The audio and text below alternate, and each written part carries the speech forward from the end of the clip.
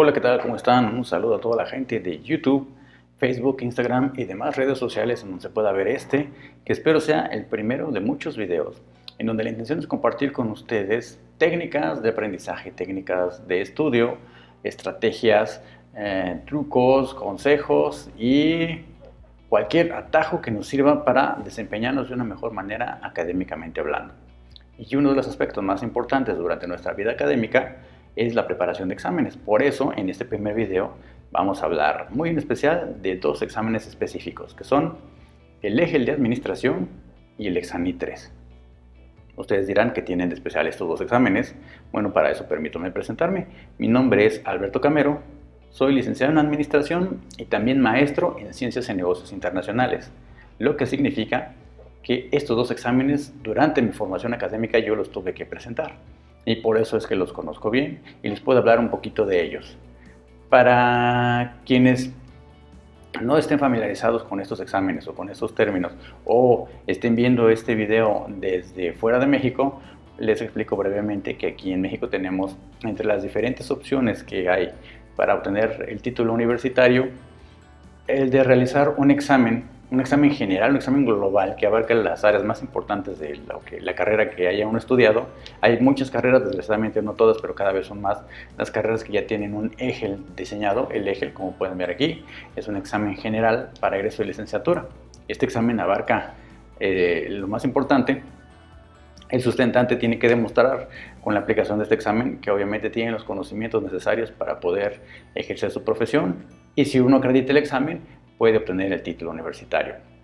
Cuando una persona quiere acceder a un programa de posgrado, ya sea maestría o doctorado, muy comúnmente muchas de las universidades en México también les van a exigir como requisito de ingreso acreditar otro tipo de examen, que es este otro de aquí, el Examen 3. Examen significa Examen Nacional de Ingreso. El número 3 significa que es el examen de ingreso para nivel posgrado. Hay otros exámenes, obviamente, para otro tipo de niveles y de programas. Entonces, ¿qué tienen de característico estos dos exámenes?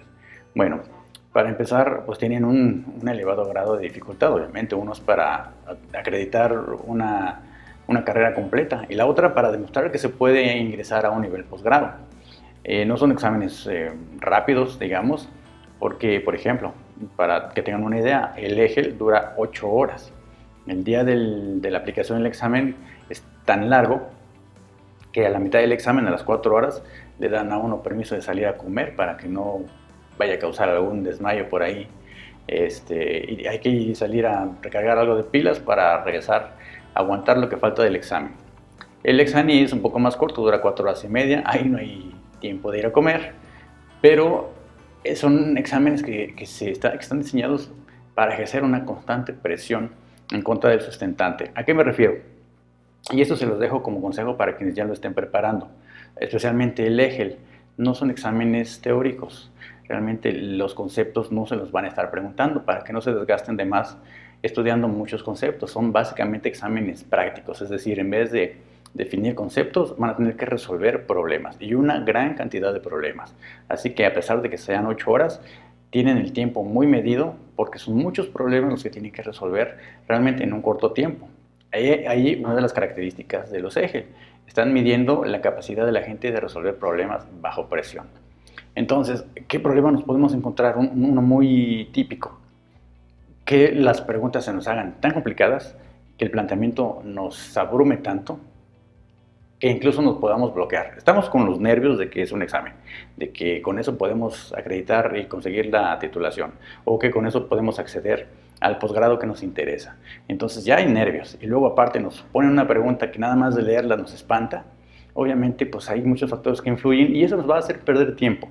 Lo que menos queremos hacer durante un examen de estos es perder tiempo. Lo óptimo es terminar el examen con suficiente tiempo para dar una pequeña repasada por si tenemos alguna duda, por si nos acordamos de algo que pueda modificar alguna respuesta.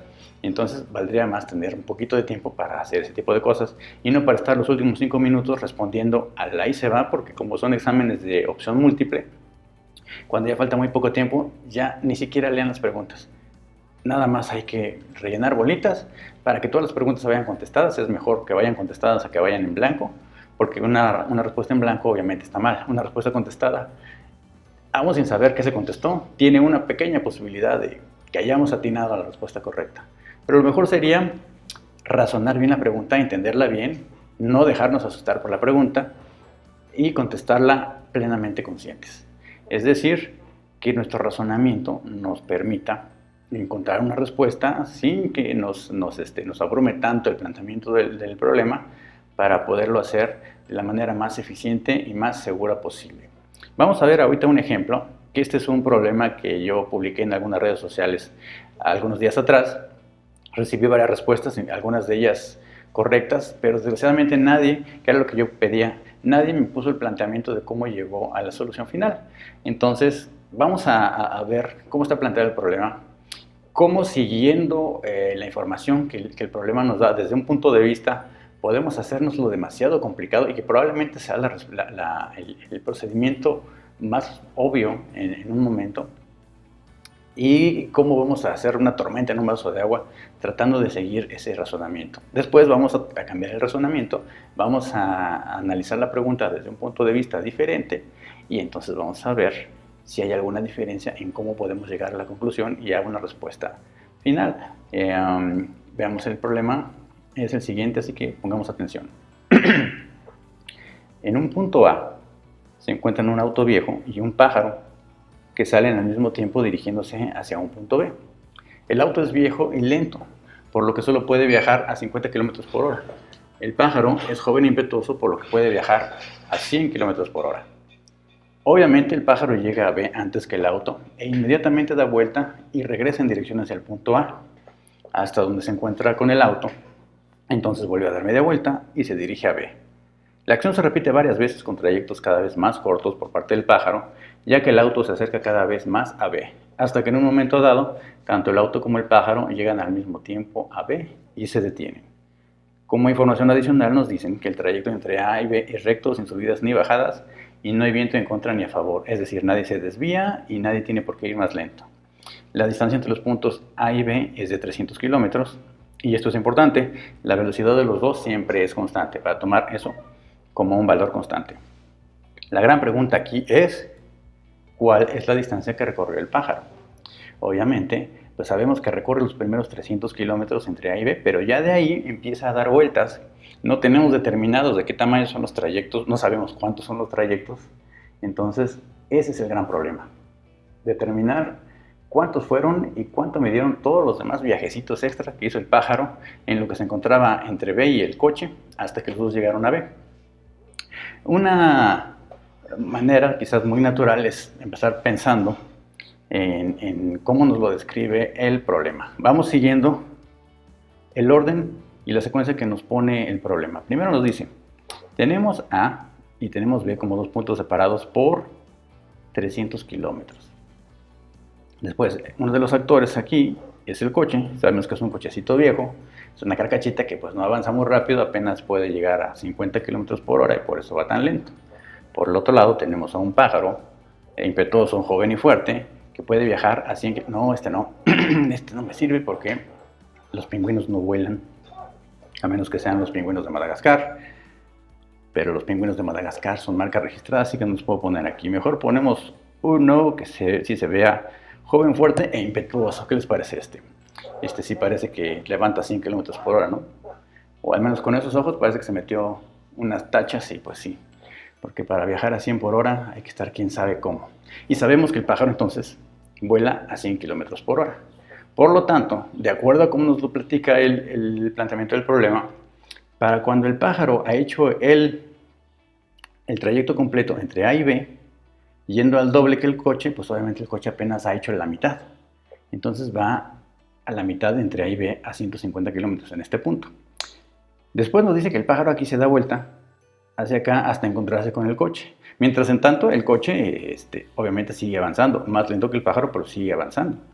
Entonces, ¿en qué momento, en qué punto aquí se van a encontrar? ¿Cómo determinaríamos el punto en el que se van a encontrar? Porque necesitamos saber en qué punto se encuentran, porque a partir de ese punto el pájaro regresa otra vez a B. ¿Qué se me ocurre aquí? Bueno, pues dividir en 3 este trayecto, que es el que nos falta, los últimos 150 kilómetros. ¿Por qué en 3? Bueno, porque la proporción de velocidades es de 2 a 1 entre el pájaro y el coche. lo que significa, y como van en sentido contrario, que si dividiéramos en tres partes este tramo, en lo que el pájaro recorre 2, el coche podría recorrer 1.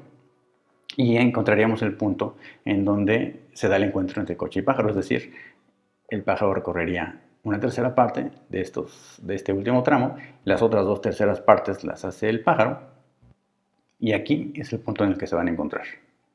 Aquí el pájaro da media vuelta y otra vez vuela hacia B. Como B es un punto fijo, bueno, pues el trayecto aquí no se modifica, es el mismo trayecto de regreso. Pero mientras el pájaro vuela hacia B, el coche sigue avanzando. El coche avanza a la mitad de la velocidad, por lo tanto, mientras el pájaro hace este trayecto, el coche nada más puede hacer la mitad del trayecto, ¿no? Como por aquí más o menos, hasta ahí.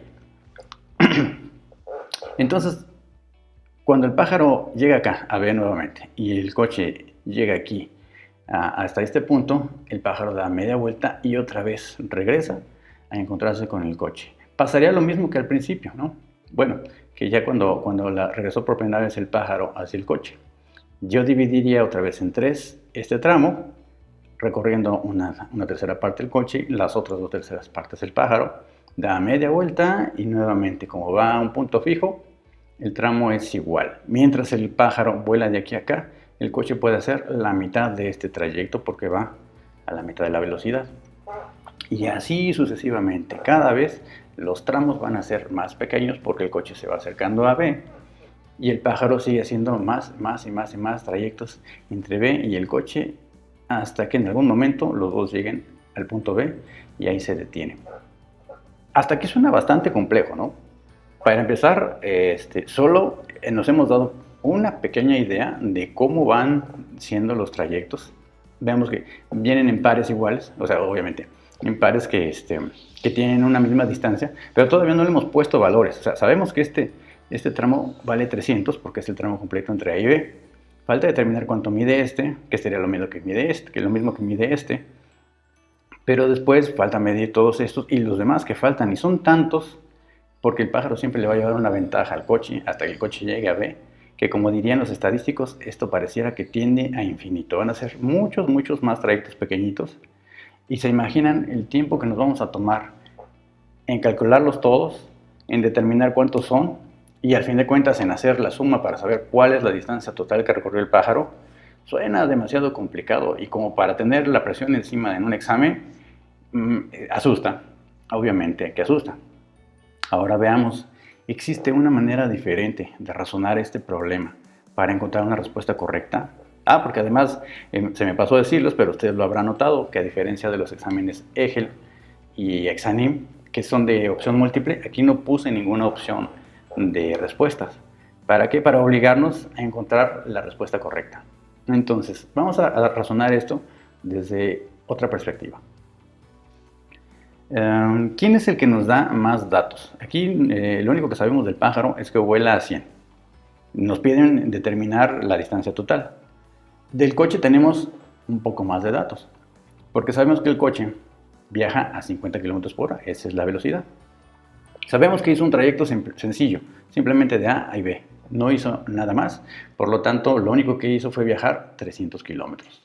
Entonces tenemos dos datos muy importantes en este tipo de problemas, velocidad y distancia. Hay un tercer dato que es muy importante y que sería la clave para resolver este misterio, que no tenemos, pero es muy fácil obtenerlo con los datos que ya tenemos aquí. ¿Cuál es el dato que nos falta? El tiempo, obviamente. ¿Qué significa esto? Que necesitamos saber en qué tiempo, a esta velocidad, el coche recorrió esta distancia. ¿Cómo vamos a determinar eso? Pues es muy fácil. La fórmula para determinar tiempo es dividir la distancia entre la velocidad. Es decir, tiempo es igual a los 300 kilómetros recorridos entre los 50 kilómetros de velocidad a los que iba. O véanlo si quieren de esta forma. Cada hora, con esa velocidad, el coche avanzaba 50 kilómetros. La primera hora avanzó 50, para la segunda ya había avanzado 100, para la tercera 150 y así sucesivamente. Así podríamos descubrir de una manera muy empírica, si ustedes gustan, que a fin de cuentas los 300 kilómetros se alcanzaron después de que el tiempo fuera igual a 6 horas. Entonces, Viéndolo desde ese punto de vista, ¿qué fue lo que hizo el coche? Pues una cosa muy simple: viajar ininterrumpidamente durante 6 horas a una velocidad constante de 50 km por hora, y por lo tanto recorrió los 300 kilómetros que hay entre A y B.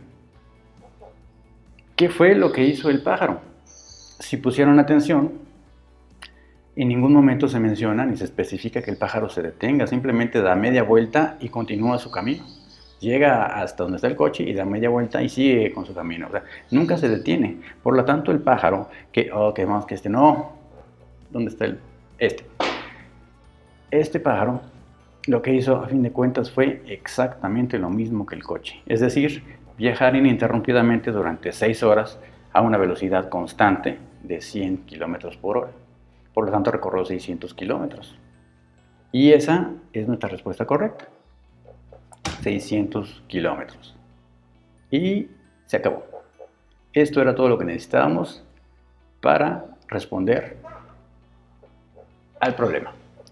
¿Se dan cuenta, por ejemplo, cómo cambió desde un planteamiento al otro con el simple razonamiento un poco más lógico de los datos que el mismo problema nos plantea?